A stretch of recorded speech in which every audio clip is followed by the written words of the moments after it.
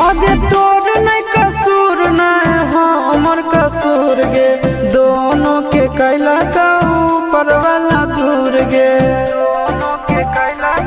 ये सुनो आगे तोर नहीं कसूर नहीं हमर कसूर गे, दोनों के कैला का ऊपर वाला दूर गे। आगे आशीषा के छोड़ा के तो मिलबी चिंटू या न जान से, आगे सोना चिंटू या न जान से। जोड़ी है बनावल भगवान के, दोस्त नहीं इंसान के, आगे सोना दोस्त